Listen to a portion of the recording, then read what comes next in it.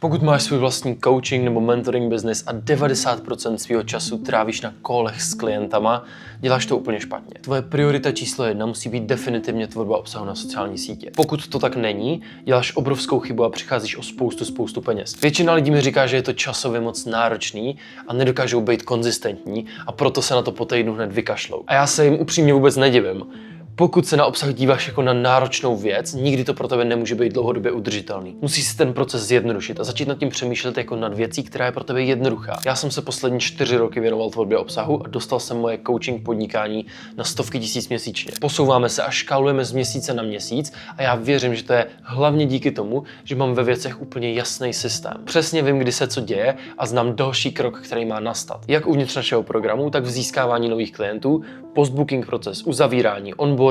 Všechno má přesně stanovený kroky, já a celý můj tým je známe do posledního detailu a díky tomu nestratíme ani jednoho potenciálního klienta a dokážeme se posouvat dál a dál. Ty to musíš mít nastavený úplně stejně. A úplně to samé platí i v tvorbě obsahu. Já se tvorbě věnuju 4 hodiny týdně, dokážu vytvořit 7 reels, 1 až 2 YouTube videa a je to pro mě jednoduchý, protože si to nedělám zbytečně složitý. Teď si projdeme můj 4hodinový systém, který používám k tomu, abych byl schopný generovat takový množství obsahu, který generuju na sociální sítě a získávat tak ty lidi, se kterými pracuju. Nicméně rozděluje se to na několik dní, každý den má svůj účel a řeknu ti přesně, na které věci se máš soustředit a proč. Dole pod videem najdeš šablonu, kterou si můžeš stáhnout úplně zdarma a nastavit si tak ten svůj týden, aby si vytvořil obsah na celý týden za 4 hodiny práce a nastavil si tak svůj systém, který bude fungovat přímo pro tebe. Začneme u samotného problému té věci. Většina koučů, co prodávají svoje služby online skrze sociální sítě, přidávají obsah velmi náhodně. Nemají v tom vůbec žádný systém. Pokud je nějaká inspirace, když je na to čas, tak se rozhodnou a budou tvořit nějaký videa. A potom za týden nebo za 2 už z toho vypadnou a nemají tu konzistenci, která je na sociálních sítích úplně klíčová k tomu, abys dokázal oslovit ty lidi, který ty potřebuješ. Vyústí to v to, že tvoří velmi nekonzistentní obsah, nemají sledující a tím pádem nemají ani dostatek klientů, tudíž jejich podnikání stagnuje. Ty si musíš uvědomit, že content je ten největší driver tvýho příjmu, těch zisků, který ty máš, závisejí pouze na tom, kolik ty dokážeš oslovit lidí a s kolika lidma ty dokážeš pracovat. Tohle ti umožní to, aby si vytvořil předvídatelný a stabilní měsíční příjem, na který si můžeš spolehnout. To, že tvoříš obsah, ti pomůže v tom, abys udržel ty klienty a chtěli s tebou pracovat dál a dál, tudíž ses dostal na stabilní měsíční příjem a nemusel se stresovat, že potřebuju sehnat x lidí, abych se dostal na určitou částku a zároveň to pomůže v tom získávat ty nový lidi. Tudíž ten obsah je naprosto klíčová věc. A pokud netvoříš, nemáš v tom žádný systém, nemáš tu konzistenci, tak tvoje podnikání bude stagnovat. Ty se potřebuješ věnovat těm věcem, který ti posunou nejvíc za tu dobu, kterou je ty děláš. Tomu se říká leverage, pákový efekt. Potřebuješ vypákovat tvůj čas, abys dostal co nejvíc zpátky. Proto mám každý den rozvrhnutý hodinu po hodině a věnuju se pouze těm věcem, u kterých vím, že mi vydělají reální peníze. Pokud bych měl trávit čas nad editem, nedává to pro mě vůbec žádný smysl, když můžu tvořit obsah, který osloví víc lidí a já se tak dostanu dál. Opravdu se soustřeď na to, abys nepálil svůj čas na zbytečných věcech a dával je pouze do toho, co tě posune co nejvíc dopředu. Jakým způsobem ten problém, že nedokážeš konzistentně tvořit, vyřešíš? Musíš si v tom najít určitou rutinu. Já tomu říkám princip dávkování. Potřebuješ strukturovaný týdenní proces, abys každý den věděl, co přesně dělat a v jakou hodinu. Tohle ti extrémně pomůže v tom, aby ses nestratil nad nějakýma věcma a klasicky neskočil do něčeho, co nedává vůbec žádný smysl. Všichni to známe, sedneme si k práci a najednou začneme plnit všechny ty malinký problémy, které se nám postupně naskupujou a vůbec se nevěnujeme těm věcem, které jsou opravdu potřeba. Proto potřebuješ jasně definovaný časy, kdy se věnuješ určitým věcem a to mě osobně extrémně pomáhá. Proto se nesnaž dělat všechno najednou, je to dlouhodobě neudržitelný, ale ten proces té tvorby si nadávkujeme postupně. Tudíž se skupuješ podobný úkoly do jednoho bloku. Každý jeden den máš jeden typ úkolů a výsledek do čtvrtka máš hotový obsah na týden dopředu a už můžeš jenom postovat anebo se věnovat těm nápadům, abys věděl, co tvořit dál. Ten systém, který používám já, vypadá takhle.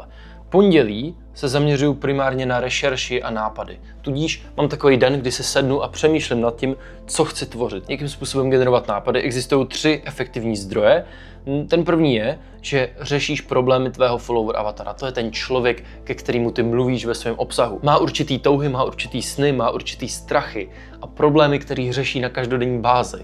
Vem tyhle věci a začni na ně odpovídat a mluvit o nich na sociálních sítích. Ten nejlepší způsob, jak získat tyhle informace, je, že budeš analyzovat hovory již s tvýma klientama, který jsi měl. Druhý způsob, projdeš si DMs na Instagramu a určitě víš, co řešíš furt dokola. Vem tyhle věci a řeš je v obsahu. Tudíž řešíš opakující se problémy. A zrovna mi tady cinká notifikace. Zrovna jsme uzavřeli novýho klienta. Nicméně pokračujeme. Metoda uloženého obsahu. To je druhý způsob, jak přicházet s nápady, které budou fungovat pro tvýho ideálního followera. Počívá to v tom, že tvoříš na základě toho, co už někdo někdy vytvořil a máš to ověřený, že to funguje. Scrolluj na Instagramu, hledej obsah, který rezonuje s tebou a s věcma, který zajímají tvýho follower avatara, toho člověka, pro který je tvoříš. Tenhle průsečík tvoří ten obsah, který ty chceš sdílet. A ten faktor, že už ten příspěvek fungoval, že už to někdo vytvořil, ti pomůže v tom, abys to mohl vylepšit, přidat tam ten svůj pohled, svůj příběh, udělat to trošku svoje, ale na základě těch věcí, které už někdo předtím udělal a vymyslel za tebe. Ten poslední bod je, že se vracíš ke svému životu. Co řešíš ty teď? Co tě v poslední době překvapilo? Co tě v poslední době zarazilo? Nebo kde se zaseknul a nevěděl si, jak dál? Teď už to víš, teď už to vyřešil. V tvém každodenním životě vzniká spousta otázek, spousta příběhů, který můžeš sdílet online. Takže pokud nevíš, co zrovna tvořit, zamysli se nad tím, co jsi dělal včera, co jsi dělal předevčírem. Jaký problém si řešil s klientem na hovoru nebo co ti dneska udělalo radost. To jsou všechno věci, které dokážeš sdílet. A takovýmhle způsobem já čerpám nápady pro svůj obsah. Jakým způsobem filtrovat ty kvalitní nápady?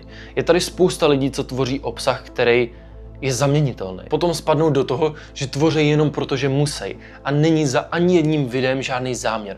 Pokaždý, když tvořím obsah, chci se zamyslet nad tím, co mi to video má přinést. Jaký je účel toho videa, když ho vydám. Má oslovit nový lidi, má budovat důvěru již s publikem, který mám, nebo má říct nějaký můj osobní příběh, aby se ty lidi se mnou spojili a řekli si, wow, ten Tim je vlastně můj člověk, mám ho rád.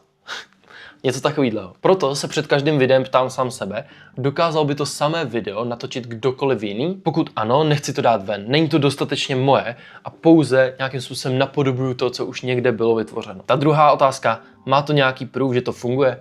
Ověřil to někdo? Viděl jsem nějakým způsobem už někde jinde úspěch s tímhle podobným příspěvkem? To je velmi důležité si uvědomit, protože tvořit něco úplně od základů je v dnešní době velmi těžký. Takže takovýmhle způsobem vypadá moje pondělí. Většinou mi na to stačí 60 až 90 minut času, sednu si někde v klidu a všechny věci si vypisuju. Přesouváme se na úterý.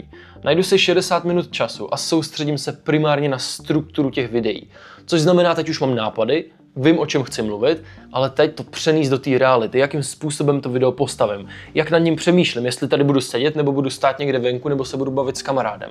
Tohle je formát, který potřebuji vyřešit a řeším ho přesně v tenhle den. U videí se držím primárně dvou struktur. Ta první je vzdělávací video. To se skládá z hooku, kdy těch prvních 5 vteřin, 5 až 7 vteřin je úplně těch nejdůležitějších a ten divák se rozhodne, jestli je to něco, co s ním rezonuje a chce se podívat dál. Nad tímhle bys měl trávit zhruba 70% toho celého času, co ty tvoříš ten jeden příspěvek. Pokračuješ tím, že definuješ jasný problém. Co je ten problém, který tohle video řeší? A v tomhle momentě ty musíš mířit přesně na ty věci, které řeší tvůj follower avatar, aby s tím rezonoval a chtěl se podívat dál. Třetí krok navážeš tím, že mu ukážeš, jakým způsobem to vyřešit. Konkrétní kroky, praktické cvičení, udělej to tak, aby to bylo zábavný. Ten content by měl být nějakým způsobem entertainment. Mě to taky baví tady sedět a prostě si povídat do kamery, jo? Takhle bych chtěl, abys nad tím přemýšlel. Poslední krok je CTA, chceš je víc někam dál, vždycky tam udělej ten další krok, co mají udělat dál. My lidi neustále hledáme někoho, od koho se inspirovat dál. Chceme hledat cool lidi, který přemýšlejí stejně a mají nám co předat. Neboj se jim tam dát tu možnost, aby šli dál, ať už jim pošleš zdarma nějaký materiály, který si natočil, nebo to, že tím napíšou, aby s tebou chtěli spolupracovat. To všechno jsou věci, které ty jim potřebuješ ukázat.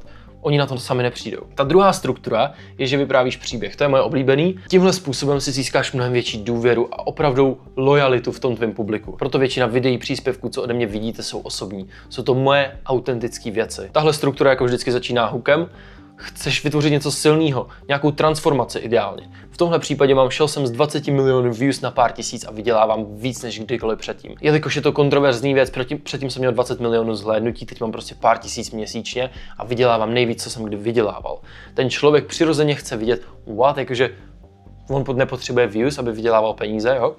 Takovýmhle způsobem nad tím přemýšlím.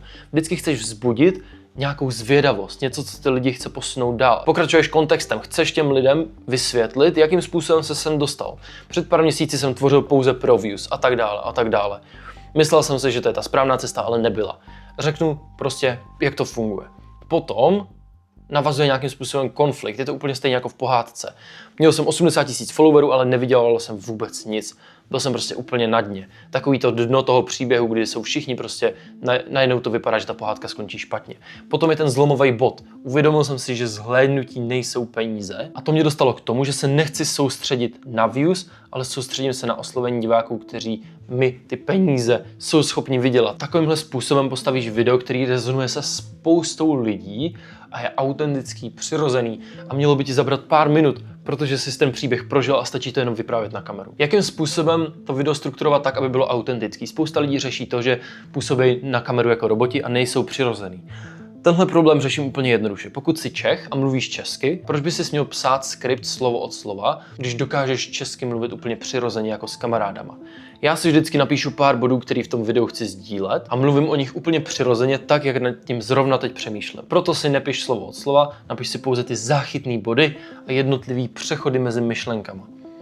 Mám jednoduchý pravidlo, skript musí být pod 75 sekund čtení nahlas, nechceš ten Instagram zahlcovat věcma, které jsou nad 3 minuty, jelikož to už jsou videa, které on dál nedoporučuje, tudíž se snažím to držet okolo minuty a půl. V jednoduchosti je krása. Takovýmhle způsobem vypadá úterý. Sumarizuju si ty jednotlivý nápady a postavím z nich videa, který dokážu sformulovat na kameru. Poslední den je středa, to si najdu 2 hodiny času a všechno natočím, organizuju a uploaduju pro mýho editora. Tady to je místo, kde se to stane ten obsah tou realitou. Snažím se to nekomplikovat. Chci úplně jednoduchý setup, který vím, že dokážu nastavit za pár minut, něco jako tady tohle. Přišel jsem, postavil jsem kameru, zapnul jsem tady světlo a natáčím. To je všechno. Tudíž to nikdy nekomplikuj. Drž si čistý pozadí, stabilní kameru, jedno primární světlo a nějaký příjemný background, který tomu dodá tu atmosféru. Všechny ty videa chceš natáčet v jednom bloku za sebou. Fakt si najdi 2 hodiny času a věnuj to pouze mluvení na kameru a točení těch videí. Mezi těma videama si párkrát vyměň outfit, abys obezvláštnil tu scénu a nevypadalo, že to všechno natočil v jeden den za sebou. A můžeš i změnit párkrát úhel kamery, abys to měl trošku zajímavější a měl tak diverzifikovanější profil, ale zároveň se fakt snaž držet tu konzistenci v té tvý identitě. Co se týče samotného přednesu na kameru, tak buď máš ten skript v bodech napsaný a postupně projdeš ty jednotlivé myšlenky a mluvíš v pár větách vždycky na kameru, pak se třeba podíváš zpátky, uvědomíš si, jestli jsi to řekl správně a pokračuješ dál. Pokud máš doslovný skript, tedy jedeš slovo od slova nebo větu po větě, vždycky se snažím naučit 2-3 věty, přeříkám to na kameru a potom se vrátím zpátky, přečtu si dál a postupně se takhle učím ty jednotlivé části. Vídám spoustu lidí, jak čtou z telefonu, když se takhle natáčí, je to prostě extrémně poznat a pokud člověk nedokáže číst dostatečně autenticky a přirozeně, tak je vždycky poznat, že to prostě čteš a ten přednes není tak dobrý, jako by ses to prostě naučil a potom to přeříkal. Tudíž se soustřeď na to, abys opravdu měl kvalitní vystupování na kameru, protože ta prezentace je extrémně důležitá věc a dávej si pozor na ty malý detaily, jo? Extrémně důležitá je tonalita hlasu, tvůj úsměv nebo ten tvůj výraz, ta energie, kterou předáváš. Všechno to je součástí toho videa. Co se týče organizace a uploadu, vždycky si přesouvám všechny záznamy do jedné složky na Google Drive nebo na Swiss Transfer a skrze to přenáším všechny ty data mému editorovi, který se o to potom postará. Pojmenuju soubory tak, aby on v tom měl přehled, tudíž vždycky téma, podtržítko, datum, abychom přesně věděli, jaký den jsme co tvořili a mohli se v tom tak mnohem líp orientovat. Pokud je potřeba, tak vždycky k videu posílám pár poznámek, aby editor přesně věděl, co má dělat, na co se má zaměřit, pokud je tam něco nebo nějaký nápad, který já mu chci sdílet. Ta komunikace mezi tvým týmem je extrémně důležitá, proto si musíš vytvořit systém, který funguje jak pro tebe, tak i pro něj.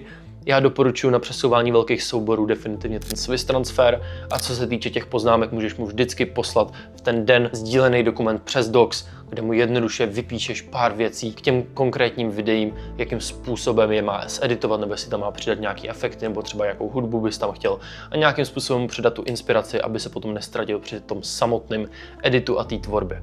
Takovýmhle způsobem já přemýšlím nad contentem a tenhle systém mi umožní to, abych dokázal tvořit konzistentně. Už po dobu 4 let, co se tomu věnuju, vydal jsem 1000 videí, naštěstí všechny nejsou na Instagramu, ale chci, abys pochopil, pokud si v tomhle najdeš jasný systém, jasnou rutinu, samozřejmě nezáleží na tom, jestli to děláš v pondělí, v úterý nebo ve středu, ale najdi si ty dny a konkrétní časy, kdy to pro tebe funguje a v tvém režimu. Chápu, že děláš spoustu věcí, řešíš klienty, řešíš rodinu a tak dále, ale najdi si ten čas, kdy víš, že tomu můžeš tu hodinu nebo 2 věnovat a začni na tom makat, protože ten obsah je přesně to, co ti dokáže dostat mnohem dál, než si myslíš. S lidmi, se kterými pracujeme, tak ten obsah je dost často úplně ten největší problém. Pokud ten člověk nedokáže tvořit konzistentně, nedokáže si na to najít ten čas, věnovat tomuto úsilí, naučit se toho, být v tom dobrý, tak to škálování toho samotného podnikání je potom mnohem, ale mnohem těžší. Proto chci, aby se začal věnovat svému obsahu, protože to je to, co tě dokáže dostat mnohem, ale mnohem dál, i když to teď třeba nevidíš. Pokud ti tohle video dávalo smysl, něco jsi odnesl, jsem za to moc vděčný. Dole pod videem najdeš kompletní cheat sheet, jakým způsobem si ty můžeš strukturovat svůj týden. Nastav si tam ty jednotlivé časy a přesné věci, kterým se budeš v tu dobu věnovat, aby si v tom našel tu svou rutinu, ten systém a postupem času to bylo pro tebe naprosto automatický, protože já už vím, že v pondělí si musím napsat nápady, vím, že v úterý je budu nějakým způsobem překlápět do formátu a ve středu to prostě všechno natočím. Pokud ti tohle dávalo smysl a našel ses v tom a chceš své podnikání posunout zase o kus dál, dole pod videem si se mnou můžeš zarezervovat úplně bezplatný hovor, projdeme tvou situaci, já se podívám, jakým způsobem ti dokážeme pomoct a dostat tě k tvým cílům. Pomohli jsme spoustě dalším lidem, jako je Fabián, který jsme dostali jeho první launch produktu na $7,000, nebo Anna, což je instruktorka jógy, plní své lekce díky organickému obsahu, nebo Joana, která vyškalovala svou komunitu na $5,000 díky tomu, že oslovuje ty správný lidi. Takže pokud se mnou chceš pracovat, dole pod videem si zarezervuj call. A já jsem moc rád, že jste dokoukal do samotného konce, dej like, odběr, všechny tyhle věci, které se tady dělají, napiš fajn komentář a vidíme se zase příště.